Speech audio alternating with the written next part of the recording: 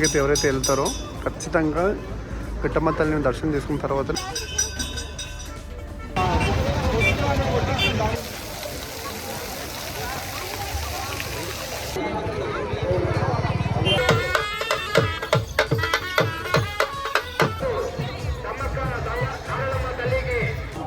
జాతరకు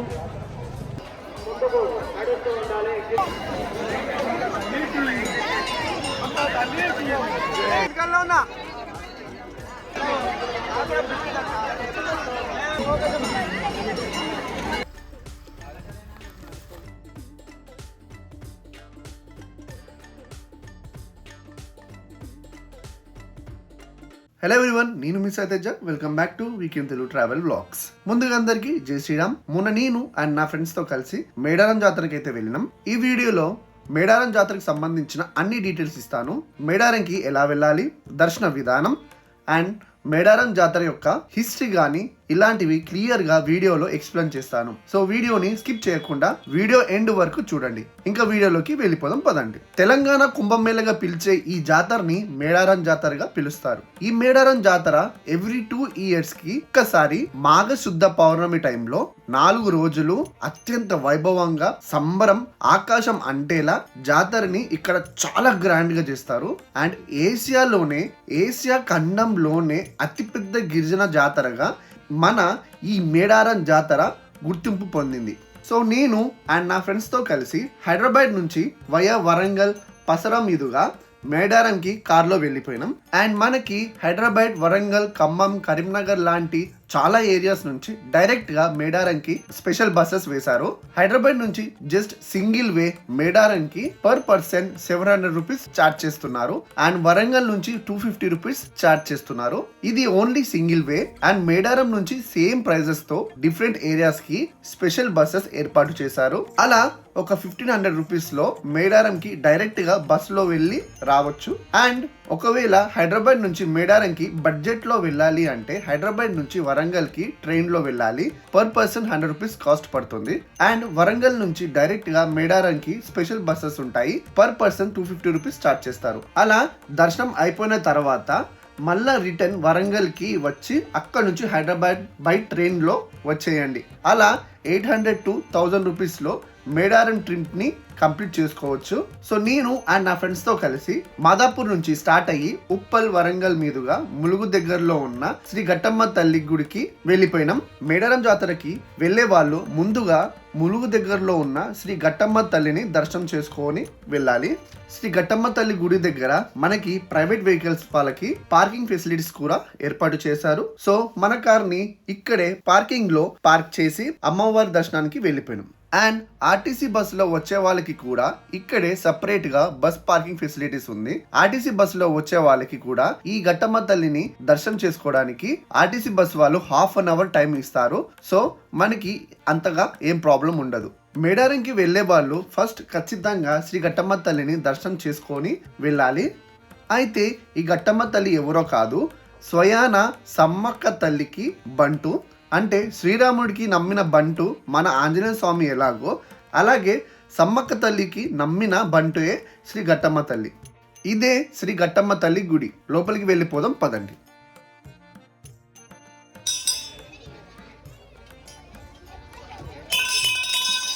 ఈ అమ్మవారే శ్రీ ఘట్టమ్మ తల్లి అమ్మవారు.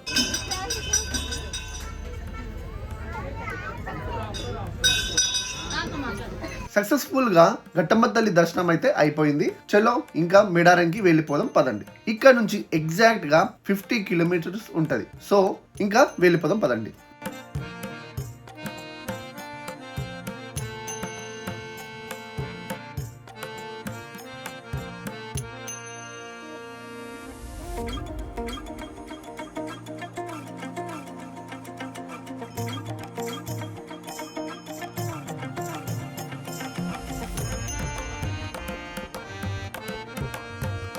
మేము నైట్ 12కి స్టార్ట్ అయినాము.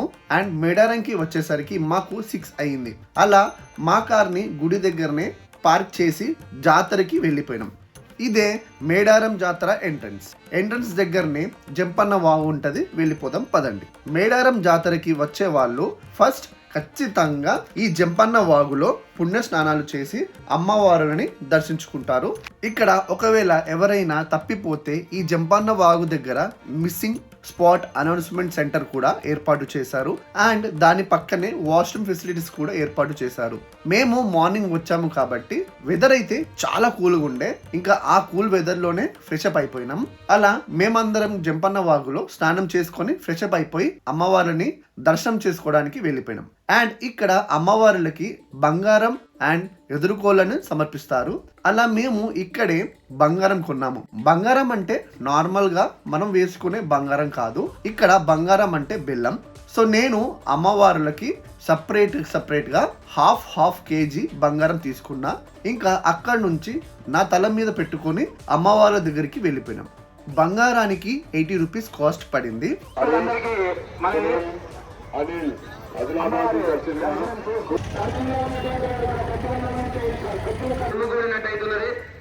దయచేసి ముందుకు తీసుకోవాలి సార్. బందోబస్తు వాళ్ళు సారలమ్మ గడ్డ వద్ద ఉన్నాడు.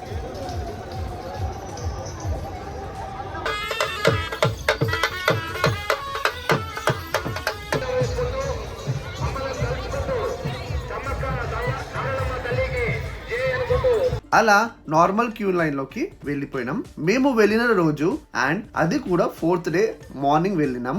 ఆ టైంలో ఎక్కువ రష్ లేదు. అలా ఒక 1 hour లో దర్శనం కంప్లీట్ చేసుకున్నాము. అండ్ నార్మల్ గుడి లాగా దేవత విగ్రహాలు ఇక్కడ ఉండవు. అండ్ నార్మల్ టెంపుల్ లాగా పెద్దగా విశాలంగా ఉండదు. ఓపెన్ గా అందరికి కనిపించేటట్టు ఇక్కడ అమ్మవార్లు గద్దెల రూపంలో భక్తులకి దర్శనం ఇస్తారు. ఈ 4 రోజుల జాతరలో ఫస్ట్ డే సారలమ్మని, గోవిందరాజుని అండ్ పగిడిగిద్దరాజులని వనంలో నుంచి గద్దల మీదకి తెస్తారు. అండ్ సెకండ్ డే సమ్మక్కని పక్కనే ఉన్న చిలకలగుట్ట నుంచి సమ్మక్కని గద్దల మీదకి తీసుకొని వస్తారు. థర్డ్ డే భక్తుల ముక్కులు చెల్లించుకోవడానికి అవకాశం ఇస్తారు. And 4th day evening first Saralamma, Govindaraju and పగిడిగిద్దరాజులని వనంలోకి సాగనంపుతారు. అండ్ ఆ తర్వాత లాస్ట్ లో సమ్మక్క తల్లిని ఎదురుకోలతో చిలకలగుట్టలోకి సాగనంపుతారు. అలా 4 రోజులు అంగరంగ వైభవంగా మేడారం జాతర జరుపుతారు. అండ్ అలాగే మేడారంకి సంబంధించిన హిస్టరీ కూడా తెలుసుకుందాం పదండి. అయితే కొన్ని కథనాల ప్రకారం కొందరు కోయ దంపతులు అడవిలో వెళ్తుండగా ఒక చిన్న పాప ఏడుస్తున్నట్టు సౌండ్ వినబడుతుందంట. అయితే అలా దగ్గరికి వెళ్లి చూస్తే ఒక చిన్న పాప ఒక పెట్టెలో ఒక పుట్ట దగ్గర ఉండడం చూసారంట. అలా ఆ పాపని ఆ కోయ దంపతులు తీసుకొని దగ్గరనే పెరిగి పెద్ద అవుతుంది. ఆమెనే మన సమ్మక్క. ఆ తర్వాత సమ్మక్కని పగిడిగిద్దరాజు అనే కోయదొరకి ఇచ్చి పెళ్లి చేస్తారంట. పగిడిగిద్దరాజు అక్కడ గూడానికి కోయదొర. అండ్ వాళ్ళ ఇద్దరికి సారలమ్మ అండ్ జంపన్న అనే వాళ్ళు పుడతారంట. అయితే చాలా మంది సమ్మక్క సారక్క ఇద్దరు అక్క చెల్లెలు అని అనుకుంటారు, కానీ అది కాదు. అసలుకి వాళ్ళిద్దరు తల్లి కూతుర్లు. అయితే అప్పట్లో కాకతీయ రాజ్యంలో మేడారం కూడా ఒక పార్ట్ గా ఉండేది. అలా పగిడిగిద్దరాజు వాళ్ళ గూడానికి దొర కాబట్టి వాళ్ళ గూడానికి సామంత రాజుగా ఉండేవాడు. అలా కాకతీయ రాజ్యంలో సామంత రాజులుగా ఉండి కాకతీయ రాజుకి కప్పం కట్టేవాడు. కప్పం అంటే ట్యాక్స్. అయితే ఒకసారి ఫుల్ గా కరువు రావడంతో కప్పం కట్టరు. ఎందుకంటే కరువు రావడంతో వాళ్ళకి తినడానికి కూడా కష్టంగా ఉండేదంట. అయినా సరే కాకతీయ రాజులు ముక్కు పిండి కప్పం వసూలు చేసేవాళ్ళంట. అలా వాళ్ళు చేసే అరాచకాలను భరించలేక కాకతీయ రాజు మీదకి ఎదురు తిరుగుతాడు. రాజు మీదికి ఎదురు తిరిగినందుకు ఆ రాజు గూడెం మీదికి యుద్ధానికి వెళ్తాడు. అలా ఆ గిరిజనులంతా కలిసి వాళ్ళ పనిముట్లతోనే యుద్ధం చేస్తారు. అలా ఆ యుద్ధంలో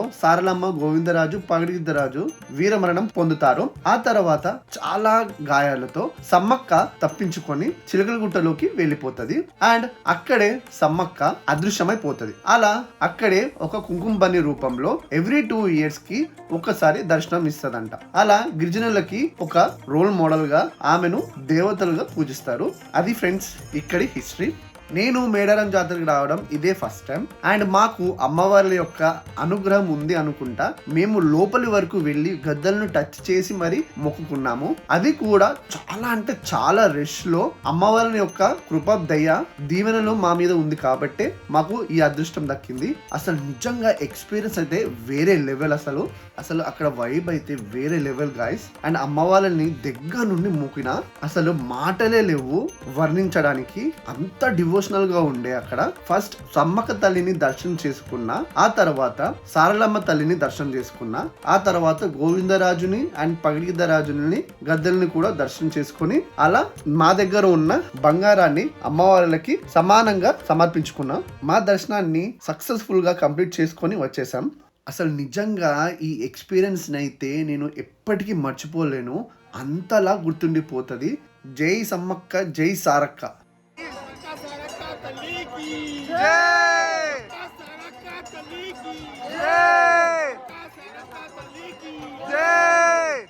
అలా మా దర్శనంని కంప్లీట్ చేసుకొని మళ్ళా మా కార్ దగ్గరికి వెళ్ళిపోయినాం. అండ్ దారిలో అక్కడే ఒక హోటల్లో ఒక ప్లేట్ పూరి తిన్నాను, 40 రూపీస్. మేము ఇంటి దగ్గర నుంచి తెచ్చుకున్న సామాన్లతోనే మేడారంలో చెట్ల కింద మంచిగా వండుకొని తినేసాం. నిజంగా చెప్పాలంటే ఫ్రెండ్స్తో కలిసి ఇలా బయట వండుకొని చెట్ల కింద తినుకుంటూ ఎంజాయ్ చేస్తూ ఉంటే అసలు మెమోరీసే వేరు. అలా మా లంచ్ని కంప్లీట్ చేసుకొని డైరెక్ట్గా హైదరాబాద్కి వచ్చేసాం. అండ్ మీరు in case Medaram trip plan చేసుకుంటే ఖచ్చితంగా ఎయిర్టెల్ సిమ్ని ప్రిఫర్ చేసుకోండి. ఎందుకంటే ఆ ఏజెన్సీ ఏరియాలో సిగ్నల్స్ అస్సలు ఉండవు అండ్ మ్యాక్సిమం క్యాష్ని క్యారీ చేస్తే బెటర్. అది ఫ్రెండ్స్ మా మేడారం జాతర ట్రిప్. ఇలా మా ట్రిప్ని సక్సెస్ఫుల్గా కంప్లీట్ చేసుకొని ఇంటికి వచ్చేసాం. అండ్ మీరు ఎలా ఎంజాయ్ చేశారో అండ్ మీ మేడారం జాతర ఎక్స్పీరియన్స్ని కామెంట్ సెక్షన్లో కామెంట్ చేయడం మర్చిపోకండి.